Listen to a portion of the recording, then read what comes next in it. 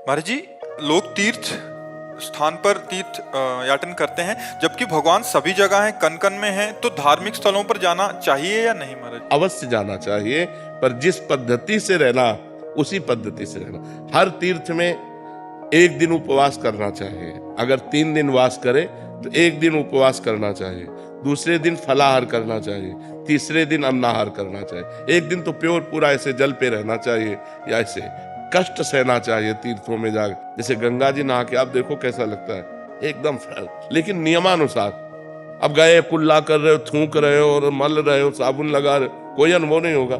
गए साष्टांग दंडवत किए, माथा में जल रखा और गए चुपचाप 5, 7, 11 डुबकी लगाई, एकदम बाहर हो गए। देखो एकदम आनंद आए। ये कमाओ जो तीर्थ स्थानों में परम पवित्र भाव कमाए जाते वो एक, लेकिन बड़ा विचित्र है।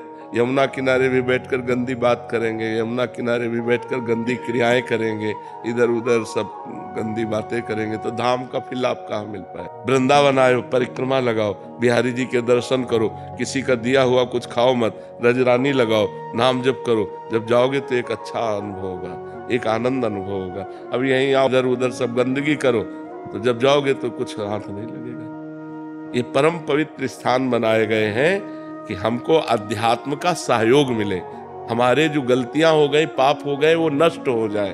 भगवान सर्वत्र है। दूध में घी है, पूड़ी पका सकते हो, लेकिन घी है उसी में, उसकी एक प्रक्रिया है। उसको दही बनाओ, मंथन करो, मक्खन निकालो, फिर उसको तप्त करो, तब वो घी बन जाएगा। समझ रहे ना? ऐसे परमात्मा सर्वत्र है। चीर फाड़ डालो किसी को कहीं भी अगर मिल जाए तो बताओ। उसकी प्रक्रिया है साधना। साधना के लिए हमें पवित्रता चाहिए।